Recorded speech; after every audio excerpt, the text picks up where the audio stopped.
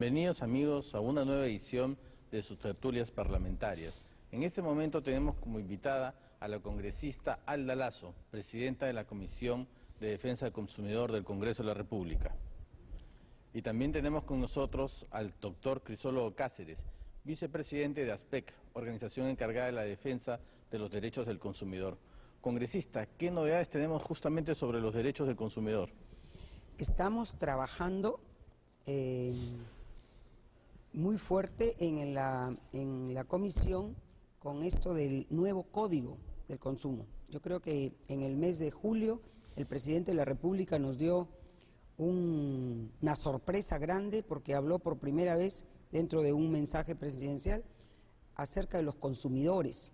Y yo creo que este tema ha sido muy impactante y el Ejecutivo ya ha trabajado un código del consumidor, lo cual todavía no nos lo han remitido oficialmente al Congreso, pero nosotros lo tenemos puesto que salió en el peruano, está en la página web de la PCM, y dentro de la misma comisión, uno de los integrantes, el congresista Johnny Lescano, con años en su trabajo legislativo en defensa del consumidor, ha presentado también un código del consumo. Entonces, ese trabajo, tanto que se dio en la PCM como el código de Johnny Lescano y aún todos los aportes de Indecopi, los hemos traído a la comisión, puesto que es en el legislativo donde tenemos que hacer el debate. Y hemos invitado a todos los actores. Están invitados nuestros amigos de ASPEC, de COFIDE, de la Sociedad Nacional de Industrias, de la Cámara de Comercio, de Lima. Están invitados todos los organismos reguladores y los congresistas que son parte de esta comisión están asistiendo, sus asesores. Entonces tenemos mesas de trabajo donde estamos recibiendo los aportes de todos los actores y dentro de las asociaciones de consumidores, bueno, hay muchas más aparte de ASPEC que se han hecho presentes. Por ejemplo, el día de hoy tuvimos la Asociación San Francisco desde Arequipa, mandó un representante a la mesa. Doctor Crisólogo Cáceres, ¿cuándo se origina esta corriente del derecho de los consumidores? Bueno, a nivel normativo tenemos que ya las directrices de Naciones Unidas de 1985 establecían que los consumidores deberían tener una serie de derechos y además exhortaban a los Estados miembros a que implementen en sus ordenamientos jurídicos normas destinadas a la protección de los consumidores. Desde el 85 transcurrieron algunos años hasta el 92, en que se expidió la primera norma de protección a los consumidores en el Perú, el Decreto Legislativo 716, que estableció pues una serie de derechos y una serie de pautas recogidas de las directrices de Naciones Unidas. Desde el 92 hasta el 2009, que nos encontramos hoy día, ha corrido mucha más agua bajo el puente y se han percibido pues que existen una serie de deficiencias en el sistema legislativo que ameritan no solo una revisión, sino ameritan la implementación de nuevas figuras jurídicas a fin de tutelar adecuadamente los derechos del consumidor. Todos los ciudadanos somos consumidores en algún momento. Así es. De hecho, inclusive los que proveen servicios o bienes también son consumidores. En este caso, ¿las actividades financieras estarán incluidas en esta ley? Claro que sí, ¿no? Puesto que justamente uno de los puntos, ¿no?, son de las cláusulas abusivas, ¿no?, y de los cobros indebidos que nos dan las entidades financieras, las entidades bancarias. Yo creo que ese es uno de los puntos que más reclamos se tiene en defensa del consumidor.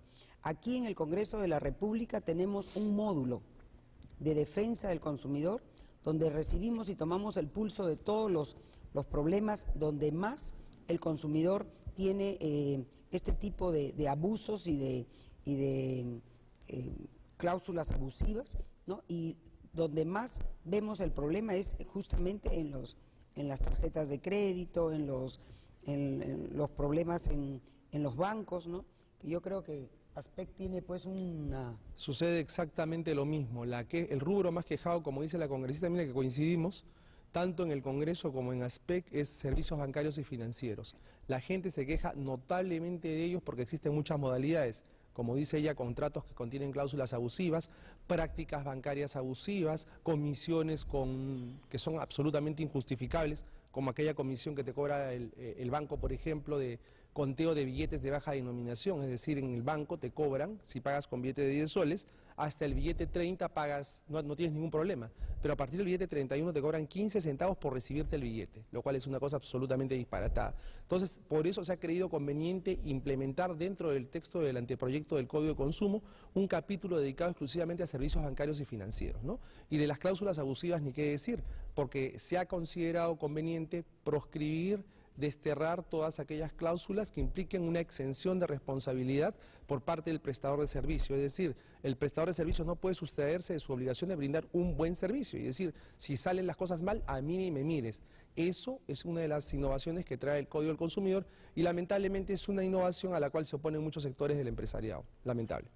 Congresista, uno de los primeros puntos que se me ocurre, todos tenemos teléfonos celulares, teléfonos fijos, y uno de los principales problemas antes era el monopolio. Ya no existe el monopolio, existe libre competencia, y en alguna forma hay que reconocer que el servicio ha mejorado.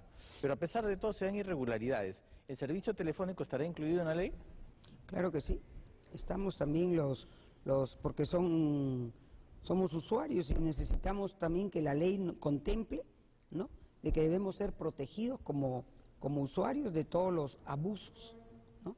Y yo creo que lo que necesitamos en el Código de Consumo es hacer hincapié en que debe haber una cultura del consumidor que nosotros no la tenemos, ¿no? Porque muchas veces firmamos un contrato con la Telefónica y no leemos, ¿no?, todas las cláusulas que te dan en esas letritas tan pequeñitas, ¿no?, que eso es lo que vamos a tratar de que todo sea pues correcto, ¿no?, que no te pongan cosas a pie de página pues totalmente que casi no se ven, ¿no?, donde ahí te ponen que tú no puedes hasta en 3 años rescindir del contrato o cláusulas totalmente abusivas, ¿no?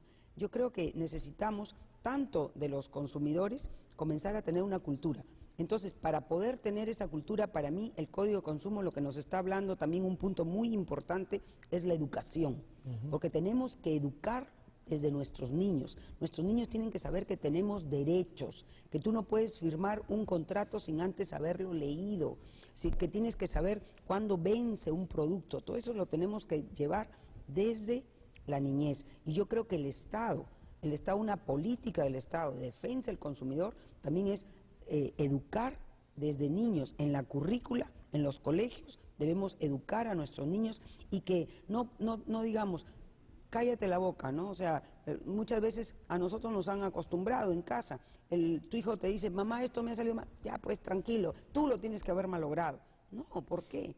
Yo creo que necesitamos enseñarles, acostumbrarlos, ¿no?, direccionarlos en una cultura de que tenemos derechos y que se nos tiene que respetar. Congresista, y cuando reclamos contra el profesor, por ejemplo, usted tiene sus hijos en un colegio, sea privado o sea del Estado, aún en el colegio estatal, ese profesor es pagado por el Estado, es decir, está dando un servicio a cambio de un honorario. Así es. Supongamos que su hijo es maltratado. En ese caso, ¿la ley también va a proteger a ese niño maltratado por un servicio de mala calidad en el colegio o por una mala atención? Yo creo que sí, claro que sí, porque está dentro de los servicios que vamos a trabajar. Específicamente en los colegios tiene que haber un lugar donde el niño pueda ir a poner sus quejas, ¿no? Yo creo que en lo que es educación es muy importante que el Estado dé políticas muy claras a favor de los niños, la educación, la salud y la seguridad. El Estado tiene que protegernos a todos,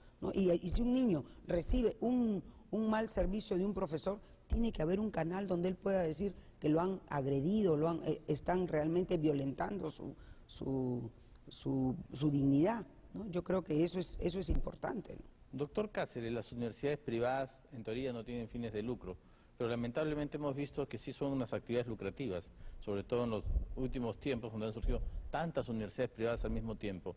¿Ellas también serán reguladas por esta ley? Claro.